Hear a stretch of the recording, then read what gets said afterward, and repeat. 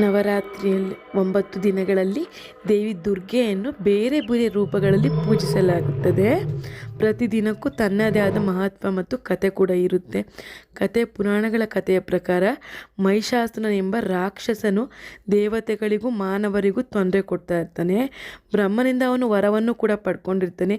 ಯಾರಿಂದಲೂ ನನಗೆ ಸೋಲಿಲ್ಲ ಮತ್ತು ನಾನು ಅಜೇಯನಾಗಿರಬೇಕು ಮತ್ತು ನನಗೆ ಸಾವೇ ಬರಬಾರ್ದು ಅಂತ ವರ ಕೇವಲ ಮಹಿಳಾ ಶಕ್ತಿಯೇ ಅವನನ್ನು ಸಂಹರಿಸಬಲ್ಲಳು ಎಂಬ ವರ ಸಿಕ್ಕಿತು. ಇದರಿಂದ ಅವನು ಅಹಂಕಾರಿಯಾಗಿ ಲೋಕವನ್ನೇ ಕಬಳಿಸಲು ಆರಂಭಿಸಿದನು. ಅವನ ಅಹಂಕಾರವನ್ನು ನಾಶ ಮಾಡಲು ದೇವತೆಗಳೆಲ್ಲರೂ ಶಕ್ತಿಯ ಸಮಾವೇಶದಿಂದ ಮಹಾದೇವಿ ದುರ್ಗೆಯ ಅವತಾರ ಉಂಟಾಯಿತು. ಸಿಂಹವಾಹಿನಿಯಾಗಿ ದಶಭುಜಧಾರಿಣಿಯಾಗಿ ಅವಳು ಮಹಿಷಾಸುರನ ವಿರುದ್ಧ ಮಹಾಯುದ್ಧ ನಡೆಸಿ ಕೊನೆಗೆ ಅವನನ್ನು ಸಂಹರಿಸಿದಳು. ಈ ವಿಜಯವೇ ನವರಾತ್ರಿಯ ಆಚರಣೆ. ಅಂದರೆ ಅಸುರನ ಮೇಲೆ ಸತ್ಯಧರ್ಮ ಶಕ್ತಿಯೇ ಜಯ. ಅಂದರೆ ಈ ಕಥೆಯ ಸಾರಾಂಶ ಏನು ಅಂದರೆ, ದುರಾಸೆ ಅಹಂಕಾರ ಎಷ್ಟು ದೊಡ್ಡದಾದರೂ ದೈವಶಕ್ತಿ ಮುಂದೆ ಸತ್ಯದ ಎದುರು ಸೋಲುವುದು ಖಚಿತ. ಮಾತೃಶಕ್ತಿಯ ಮಹಿಮೆ ಲೋಕವನ್ನು ರಕ್ಷಿಸುತ್ತದೆ. ಅದರಿಂದ ಈ ನವರಾತ್ರಿಯಲ್ಲಿ ಮಾತೆ ದುರ್ಗೆಯ ಕಥೆಯನ್ನು ಕೇಳಿ ಅವಳ ಶಕ್ತಿಯನ್ನು ಸ್ಮರಿಸಿ ಭಕ್ತಿಯಿಂದ ಪೂಜಿಸಿ. ದುರ್ಗಾಮಾತೆಯ ಕಥೆ ಪುರಾಣದಲ್ಲಿ ಮಹಿಷಾಸುರನ ಜನನ ಕೂಡ ಆಗುತ್ತೆ. ದೊಡ್ಡ ಶಕ್ತಿಶಾಲಿಯಾದ ದೈತ್ಯ. ಅವನು ಭಾಳ ಅಹಂಕಾರದಿಂದ ಮೆರೀತಾ ಇರ್ತಾನೆ. ಮಹಿಷಾಸುರನ ದೇವತೆಗಳಿಗೆ ಸೋಲಿಸಿ ಲೋಕವನ್ನೆಲ್ಲ ಆಳಲು ಕೂಡ ಆರಂಭಿಸ್ತಾನೆ.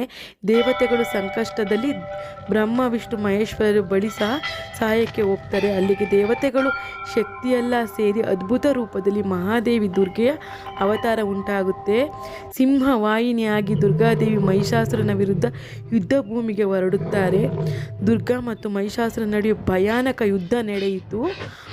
ಅವಳು ತನ್ನ ತ್ರಿಶೂಲ ಮಹಿಷಾಸುರನಿಗೂ ದೇವಿಗೂ ಘನಘೋರ ಯುದ್ಧ ನಡೆಯುತ್ತೆ.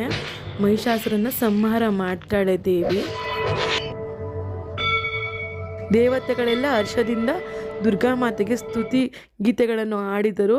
ಇದು ಸತ್ಯ ಧರ್ಮ ಜಯ. ನವರಾತ್ರಿಯ ಪ್ರತಿಯೊಂದು ದಿನವೂ ಈ ವಿಜಯ ಸ್ಮರಣೆ ಮಾಡೋದ್ರಿಂದ ತುಂಬ ಒಳ್ಳೆಯದು. ಇದು ನವರಾತ್ರಿಯಲ್ಲಿ ಕೇಳಬೇಕಾದ ದುರ್ಗಾಮಾತೆಯ ಮಹಿಮೆಯ ಕತೆ. ಇದನ್ನು ಯಾರೆಲ್ಲ ಕೇಳ್ತಾರೆ ಅವರಿಗೆ ದೇವಿ ಮಹಾತ್ಮೆ ಓದಿದಷ್ಟೇ ಫಲ ಸಿಗುತ್ತೆ. ಯಾರೆಲ್ಲ ದೇವಿನ ಸ್ತುತಿ ಮಾಡ್ತಾರೆ ಅವರಿಗೆ ಇಹಲೋಕದಲ್ಲೂ ಪರಲೋಕದಲ್ಲೂ ದೇವಿ ತನ್ನ ಭಕ್ತರನ್ನು ಬಂಧುವಂತೆ ಕಾಣ್ತಾಳೆ. ಅವರು ಕುಂತಲ್ಲಿ ಆಡಿದ್ರೆ ನಿಂತು ಕೇಳ್ತಾಳೆ, ನಿಂತು ಆಡಿದ್ರೆ ಕುಂತು ಕೇಳ್ತಾಳೆ, ಮಲಗೆ ಆಡಿದರೆ ನಿಂತು ಕೇಳ್ತಾಳೆ. ದೇವಿ ಭಕ್ತರಲ್ಲಿ ಒಂದಾಗಿರ್ತಾಳೆ. ಆ ತಾಯಿನ ನಂಬೋದ್ರಿಂದ ಎಲ್ಲರಿಗೂ ಒಳ್ಳೆಯದಾಗುತ್ತೆ. ನೀವು ದೇವಿ ಮಹಾತ್ಮೆಯ ಈ ಕಥೆನ ಕೇಳಿ ಎಲ್ಲರಿಗೂ ಒಳಿತಾಗಲಿ, ಎಲ್ಲರಿಗೂ ಶುಭವಾಗಲಿ. ಸರ್ವೇ ಜನ ಸುಖಿನೋ ಭವಂತು. ದೇವಿಯ ಮಹಿಮೆನೋ ಅಪಾರವಾದುದು. ದೇವಿಯನ್ನು ಹೊಗಳಿಕೆ 1000 ಶೇಷನ ನಾಲಿಗೆಗಳಿಗೂ ಸಾಲದು. ಅಂದರೆ ದೇವಿ ಎಷ್ಟು ರೋಷಾವಿಷ್ಟಳಾಗಿ ಮಹಿಷಾಸುರನ ಸದೆ ಬಡಿತಾಳೆ ಅಂದರೆ ಆ ಕತೆ ಕೇಳಿದ್ರೆ ಮೈಯೆಲ್ಲ ರೋಮಾಂಚನವಾಗುತ್ತೆ. ನನ್ನ ಕತೆ ಕೇಳುವಾಗಲೂ ಕೂಡ ನನಗೆ ಬ್ಲೂಸ್ ಬಂಪ್ಸ್ ಬಂತು. ಏಕೆಂದರೆ ಅಷ್ಟು ದೇವಿ ಅಷ್ಟು ದೊಡ್ಡ ದೈತ್ಯಾಕಾರದ ಮಹಿಷನನ್ನು ಸೋಲಿಸ್ಬೇಕಾದ್ರೆ ದೇವಿ ಎಷ್ಟು ರೋಷಾವಿಷ್ಟಳಾಗಿರಬೇಕು. ಬ್ರಹ್ಮ ವಿಷ್ಣು ಮಹೇಶ್ವರ ದೇವತೆಗಳೆಲ್ಲ ಶಕ್ತಿಯನ್ನು ತುಂಬಿ ದೇವಿಗೆ ಅದ್ಭುತ ರೂಪವನ್ನು ಉಂಟು ಮಾಡ್ತಾರೆ. ಆ ಮಹಾದೇವಿ ದುರ್ಗೆಯ ಅವತಾರ ಉಂಟಾಗುತ್ತೆ. ದೇವಿನ ನೋಡೋಕ್ಕೆ 2 ಕಣ್ಣು ಸಾಲದು. ಕೋಟಿ ಸೂರ್ಯ ಪ್ರಕಾಶಮಾನವಾಗಿ ದೇವಿ ಕಾಣ್ತಾ ಇರ್ತಾಳೆ. ಆ ದೇವಿಯನ್ನು ಕೊಂಡಾಡಲಿಕ್ಕೆ 1000 ಶೇಷನ ನಾಲಿಗೆಗೂ ಸಾಲದ್ದು.